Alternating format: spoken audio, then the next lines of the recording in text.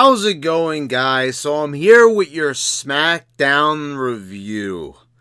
And dear God, what the hell happened at the end of this show? I mean, talk about going off the rails. What is this show? What really are they even trying to do here? I don't know what it is. The weirdo booking to the bad audio. SmackDown and Raw and just all these shows, the fake crowd noise, the weird people being streamed in. I mean, I don't even know anymore what this is supposed to be. So, it's the Royal Rumble. You'll get a review of that show. I always look forward to the Royal Rumble. I've also, believe it or not, on the network been watching a lot of the older Royal Rumbles, including some that I've never seen before. And I'm thinking about reviewing them here on this channel. So if you would like to see retro reviews on here, like honestly, like would people be interested in that? Because if so, let me know down in the comments, and I will do a few of those retro reviews. It'll be pretty easy to do. I'm just gonna basically review them like I review the current shows. I've done them in the past. Certain people seem to be interested in them, and then other people don't really seem to be too interested. I always feel like people want to see videos on the new stuff.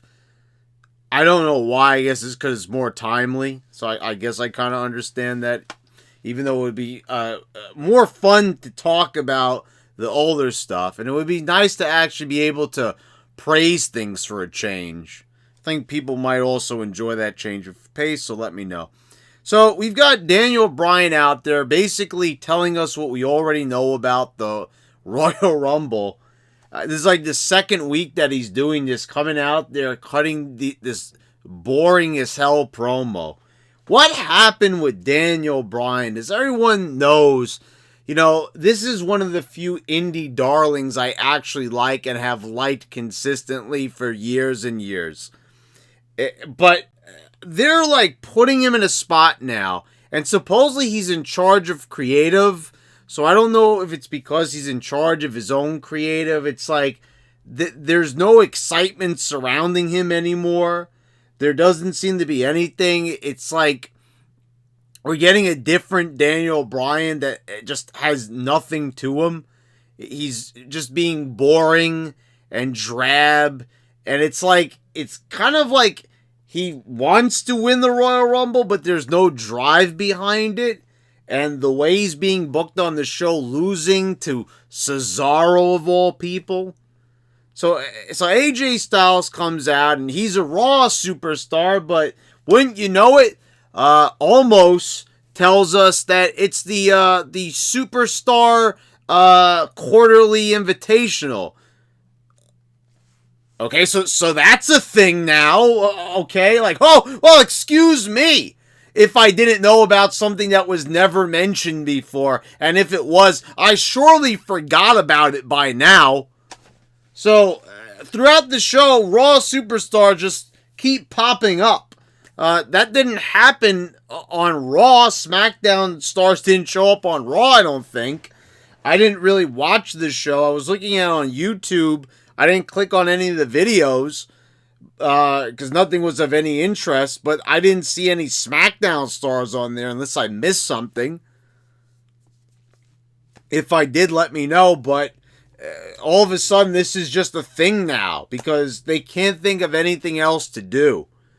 So this is what they're throwing us. And like, nothing they really did tonight really reflected anything that was very Royal Rumble-y, except having a lot of people out there. So, this is now suddenly a thing. This is the explanation for AJ being there. Because they can't think of anything else, so just come up with something on the fly. And they're so lazy. Like, they couldn't even just have Adam Pearce slide something in there last week about there being some type of invitational being scheduled to pump up the fact that there's going to be like some kind of cross-branded stuff going on SmackDown. Maybe some people would have been interested in that, but no, because you know why? Because it probably wasn't even planned last week. They probably didn't even know about this on Monday. It just happened because they're always rewriting scripts at the last minute. So, for all we know, this was a completely different show that didn't even have any of these guys on there to begin with. But whatever. I mean, if it's a good show, right? Whatever. Have anyone on there. It doesn't make any sense, but... So, you know, we have this promo, and Bryan challenges AJ to a match just because he's there and he was already in the ring, so let's have a match. Okay, why not? So that's going to happen in the main event. So Bianca Belair defeats Bayley, and I'm still very impressed by Bianca's display of power last week, lifting up Otis. This was an okay match, I suppose. Belair, I don't know. I feel like one day she's just going to trip over her own ponytail. Or like, how come no one's ever done this move before? Like, grab her by the ponytail and then like jump over the top rope. You know, like almost like an arm wrench, but a hair wrench. Wouldn't that be like, imagine if like Bayley did the old school Undertaker with the ponytail. You know, like, I'm just thinking of some entertaining ideas. Work the ponytail, right? Work the leg, work the arm, work the ponytail. I mean, I don't know why. I'm, like, very surprised, like, that no one thinks that, like, this appearance is a bit goofballish. Because, like, it's okay she wants to have a long ponytail. But who's ever heard of a ponytail going down to your ankles almost? Okay, like kneecaps almost. It's a bit much, is all I'm saying. I don't know why, and now I see, like, on AEW, there's, like, a fake Bianca Belair. They have some other girl, like, with some type of, like, long ponytail, but she looks like a dollar store Bianca Belair. I don't know who that is. I saw it over on Burying the Smarks Instagram page. So, you know, go check that out. You'll see the comparison. Excuse me. And so after the match, we've got Kayla Braxton, the interviewer. She interviews Bianca Belair, and like, it's almost like Belair has no idea what to say. And that's good, I suppose, from a certain perspective, because, alright, maybe it's not a scripted promo. But then she's like asked about how she feels about beating Bayley, and she gives like one of these all too common answers that makes no fucking sense whatsoever. She says something to the effect of, I'm gonna keep being me no matter what people say. Okay, was anyone questioning anything about you? Yeah, hey, Bianca, you're not allowed to be who you are.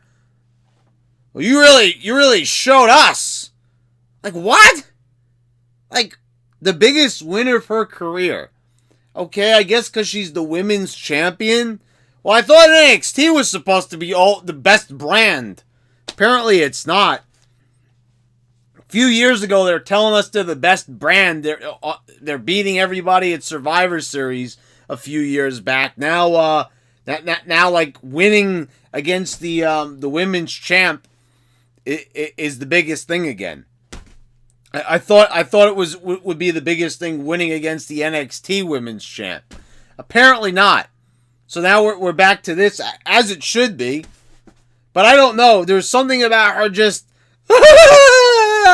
like, she didn't really seem like so EST here. Like, as she's claiming to be. She seemed just kind of like just like a giddy schoolgirl. Totally out of character. Totally goofballish. Let alone that she, like, almost forgot what she was going to say. She started off horribly. She forgot the whole middle. And then she ended with the EST bullshit, which is never going to catch on. I'm sure some people, the NXT goofball fans, are like, yeah, NXT, ah! I don't get it. Bianca's an impressive athlete. After seeing that display of strength, that's all I need to see. Very impressive. Like I said, I'm a bit split on the look of Bianca. She's in good shape. The ponytail is just a little bit clownish is all I'm going to say. Way too long. And I've been saying that for a while now. It's just everything with the promo just kind of built on top of that, like building blocks. And I just had to mention it all here. So we get Baron Corbin beating Dominic again because we didn't get enough of that last week. So, okay. So we need to reestablish the fact that Ray's kid is a jobber and that he can't beat Corbin. Should he be beating Corbin? No. Okay, so we had a match. We see what Dominic could do, but here he is having another match again. And did we think he was going to win this one either? I didn't. So why do we need to see it again? I don't get what was the purpose of that. To reestablish the fact that this guy is a David Flair? I'm telling you guys, the kid's impressive. But I could already see it. I look in his face. Just, there's no emotion there. There's athleticism. He's talented. He's got his father's gifts. Kinda. There's no aura around him. And I don't know if it's not because of the years and the lineage. And I mean, he has the lineage, but, you know, the mask and everything. And just growing up watching him. No, there's just nothing special. It is the David Flair effect. Because it's the same thing when I first laid eyes on David Flair more than 20 years ago. It was the same type of thing. Wow, his dad is amazing. Wow, this guy is just a guy that happens to be his son. And that's the kind of thing I'm getting here.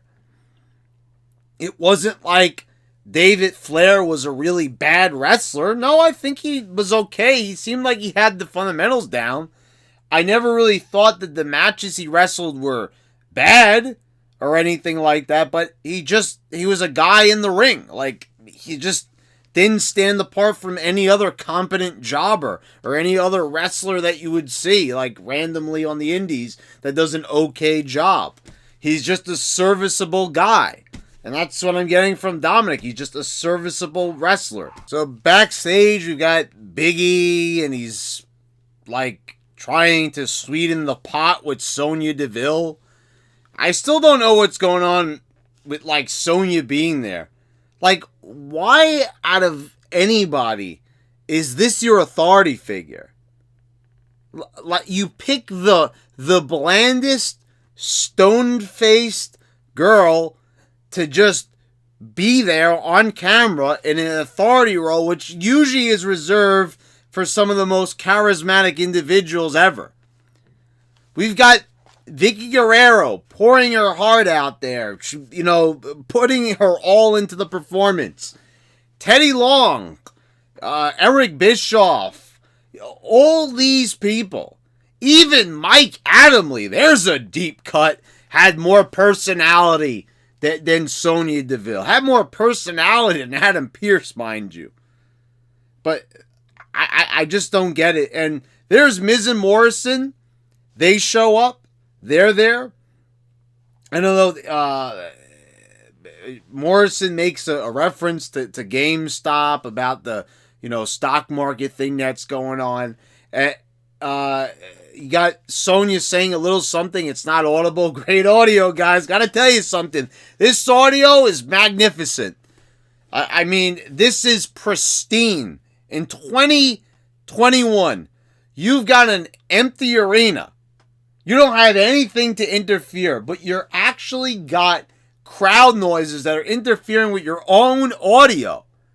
What is going on here? How the hell is this getting past people? Kevin Dunn, who's been there for decades. Now, I get it, he's more of the camera guy, but the audio, he's supervising that too.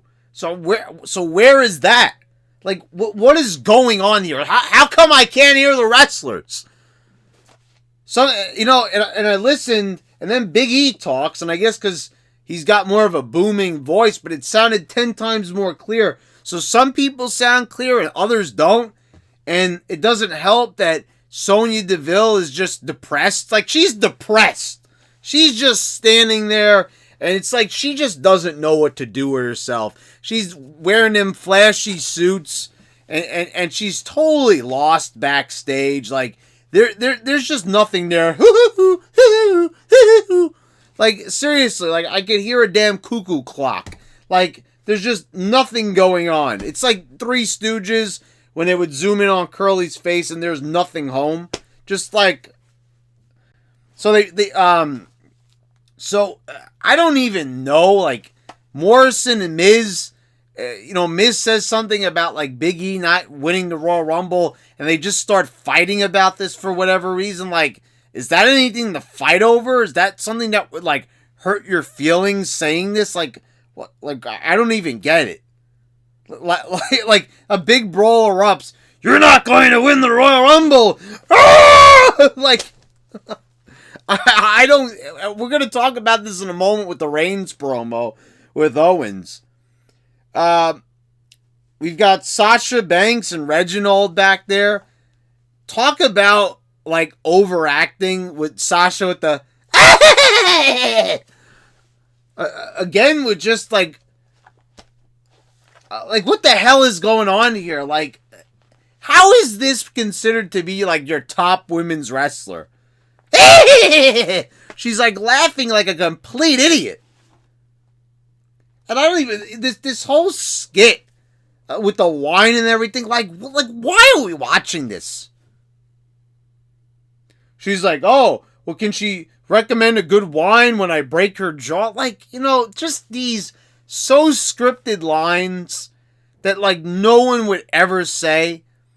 And it's the same things. And, like, you've got, like, Sasha just getting in this guy's face. Like, who's not just gonna punch her? Who lets anyone get right in their face like that?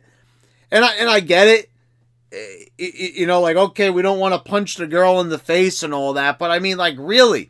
Like, she's getting in there with that annoying laugh and everything. Who realistically is just going to stand there and take it?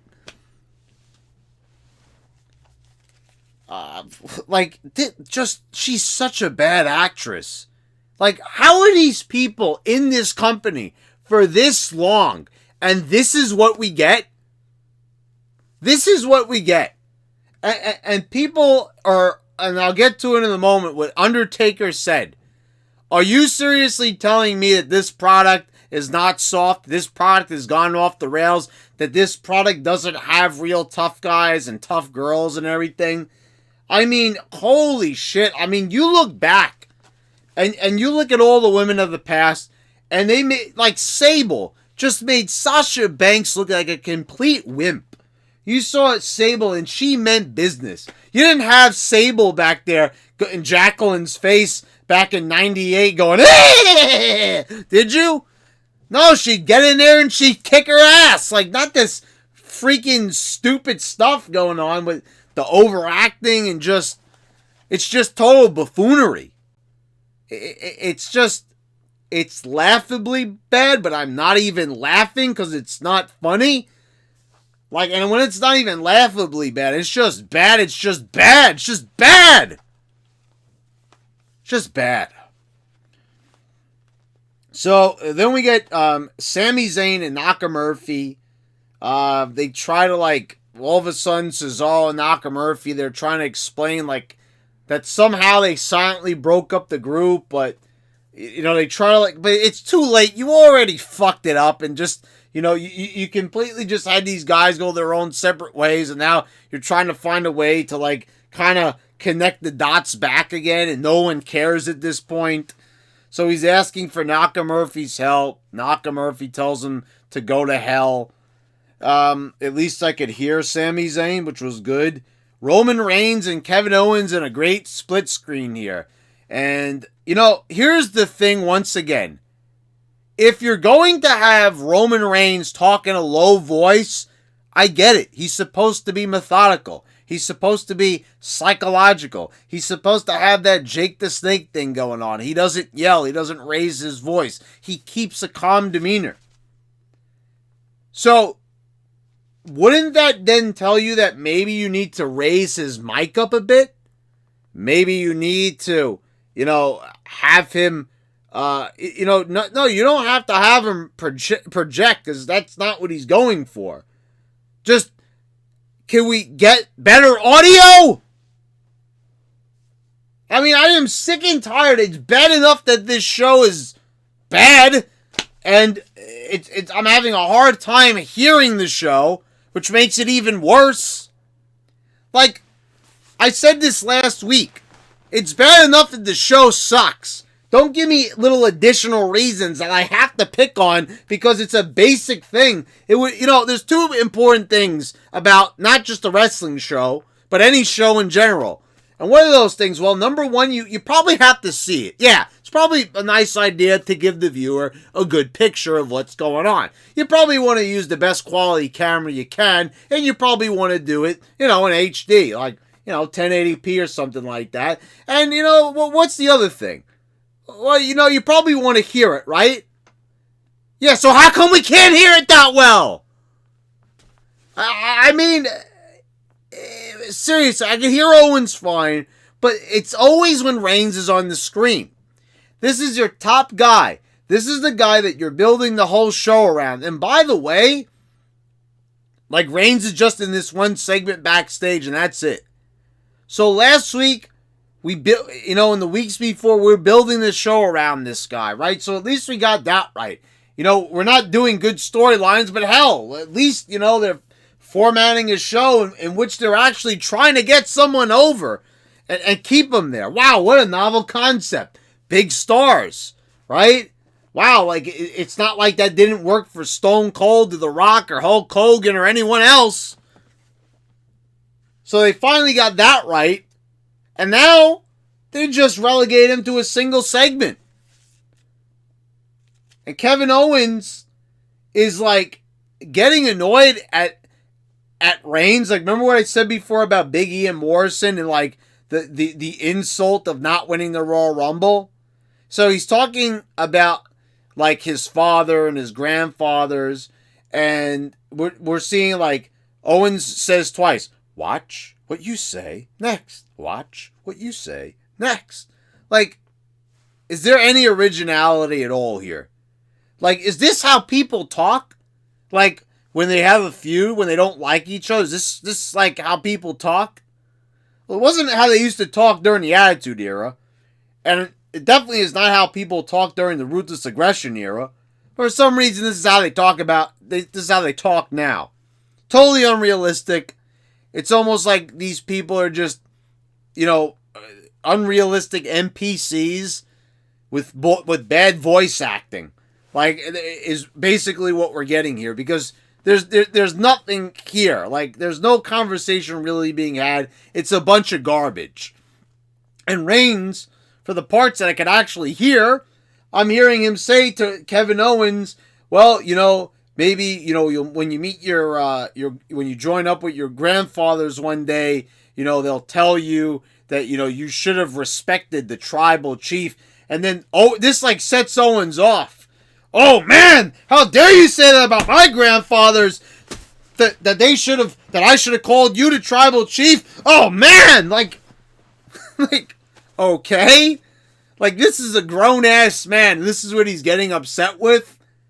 Like, really? Like that's what like his dead grandfathers would say to him in the afterlife.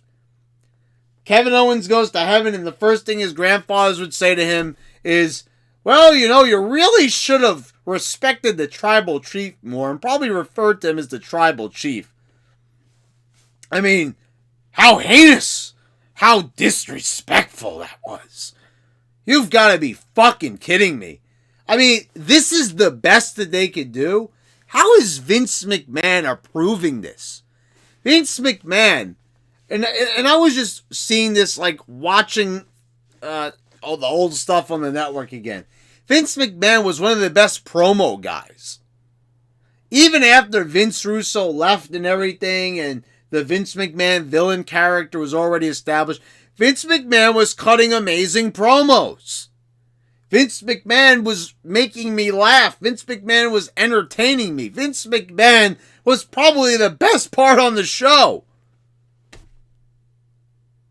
I mean, think about something for a minute, guys. Think about who was on top during the Ruthless Aggression era. I would go so far to say, and I don't really think it's really going that far, that Vince McMahon is a better talker than Batista. He was a better talker than John Cena. He was a better talker than a lot of the people during the Ruthless Aggression era. He was a better talker than a lot of people during the Attitude Era. I mean, I would even go so far to say that Vince McMahon's a better talker than The Undertaker. Vince McMahon is one of the top 10 talkers of all time, in my opinion. So, this guy knows promos. So, how is he letting this type of promo take place where it's a complete fucking joke and there's just nothing here connecting what these two guys are saying to one another? Guy A says one thing, Guy B says another thing, and gets pissed off at what Guy A is saying. So even though what he's saying is not really that insulting, and not even the biggest SJW on the planet would get insulted by what Roman Reigns is saying, Kevin Owens is losing it. And then on top of that, Reigns turns off the screen. Kevin Owens almost says, I won't be the last man standing, but he quickly changes it and catches himself and says, I will be the last man standing. And then awkwardly goes, exit stage right. Like what was going on there? Totally awkward, totally bad, horrible, terrible promo. Two bad promos. Belair's promo was a stinker. This one was bad too. Please, please, please. Roman Reigns is great. I have been singing his praises forever. But here's the thing, Mr. Reigns.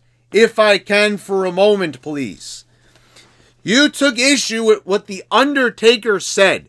You said that The Undertaker is an old retired guy trying to sound tough. Which I was actually really surprised with.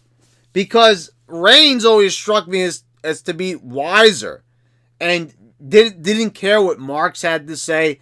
He is agreeing with the Marks. Like, there's Marks that are very upset with The Undertaker for saying what he has. That wrestling has gone soft. What? Impossible. It's not like we praise and bow down to Johnny Gargano and say that the guys in AEW are just the gods of wrestling. Oh, Kenny Omega. Oh. Yeah. There's no possible way that The Undertaker could even remotely be right. What are you guys kidding me? The Undertaker was 100% grade A, premium grade, correct,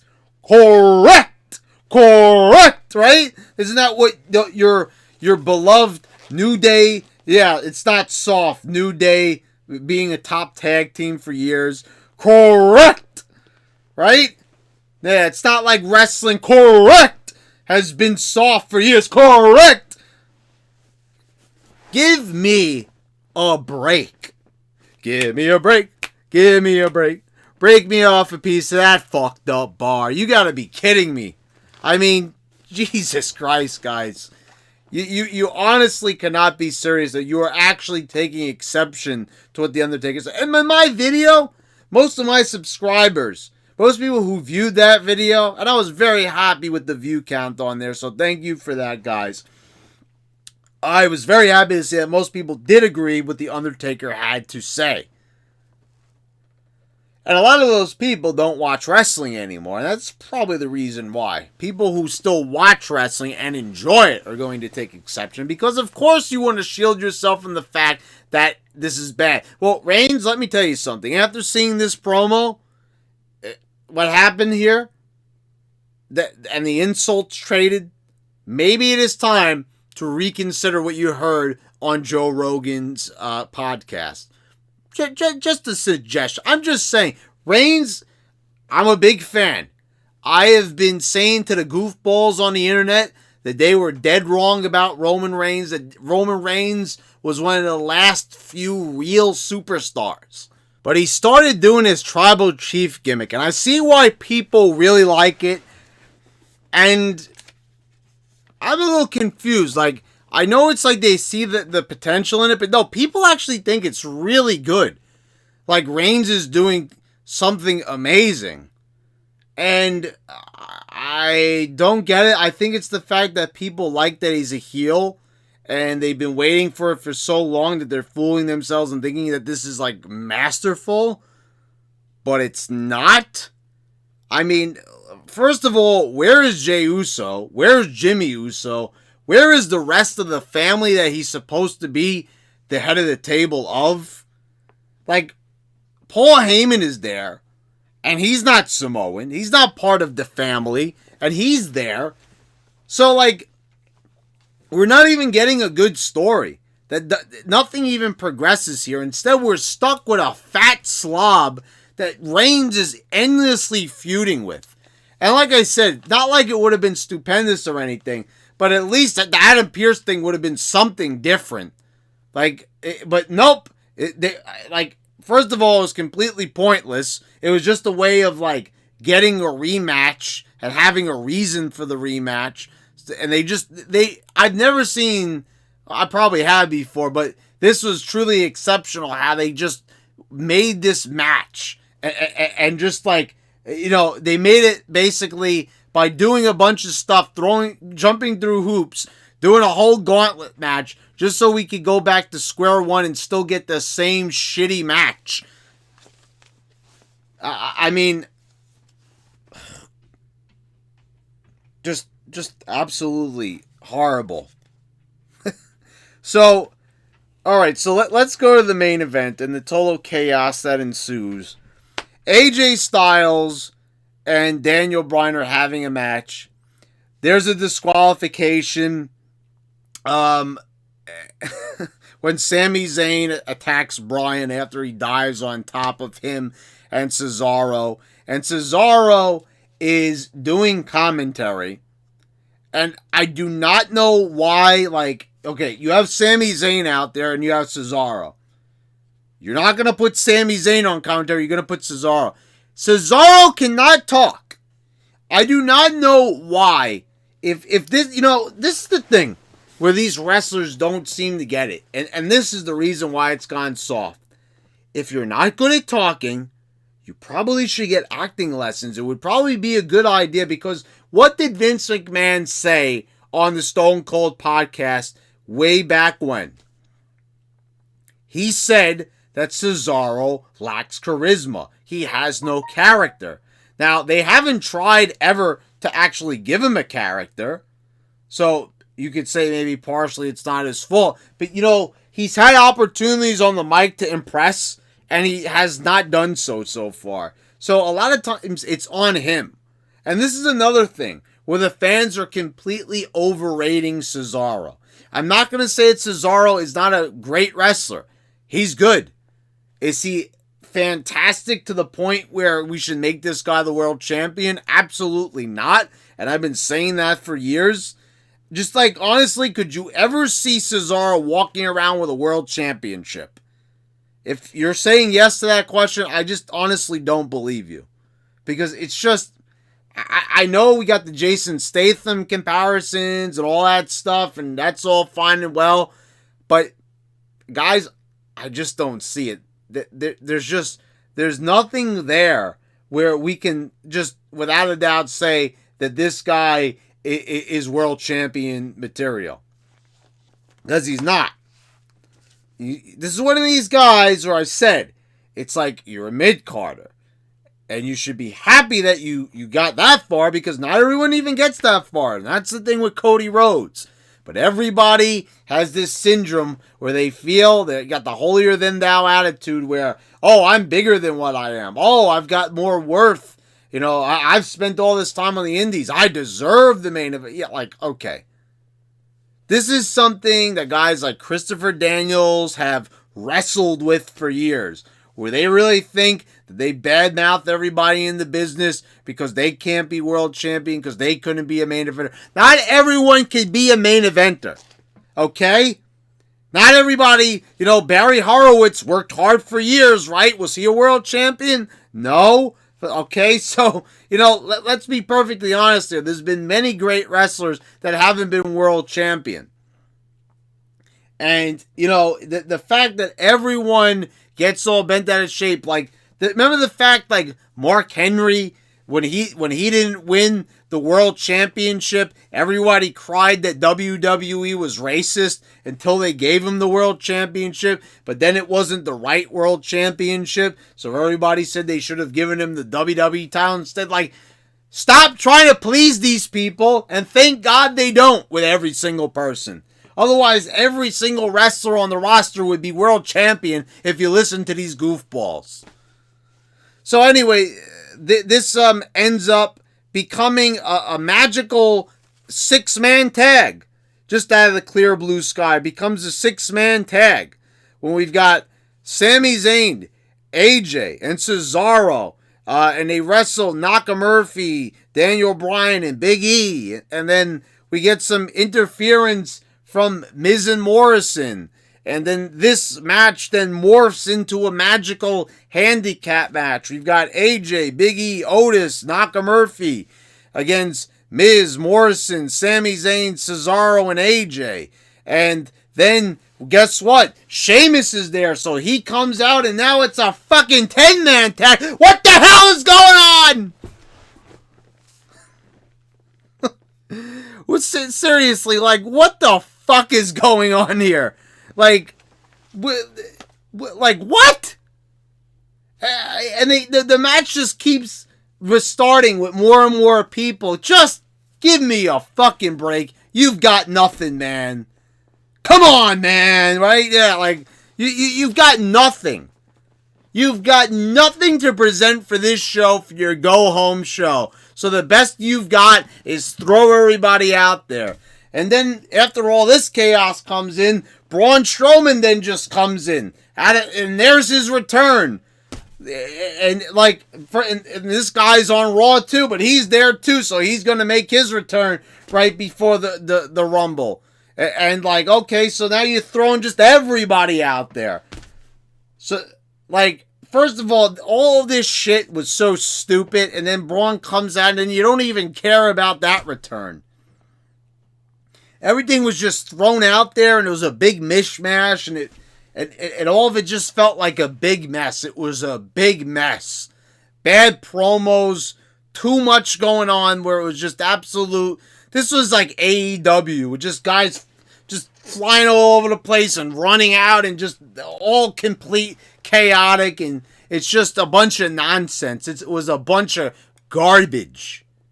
That's what this was. This was a bunch of garbage. It was a bunch of trash. It sucked. This whole show sucked. There's nothing good that you could say about any part of this show. It was 100% grade A garbage. Anyway, guys, so there's your review. I'll see you for the Rumble review. Maybe I'll do a classic Rumble review to get the bad taste out of my mouth of this terrible, awful, no good, very bad show. And I hope you guys all enjoyed the video. Please subscribe if you haven't already. Click the bell so you get all the notifications when I post all my new videos. Thanks again to all my patrons for your continued support. And guys, I'll see you next time.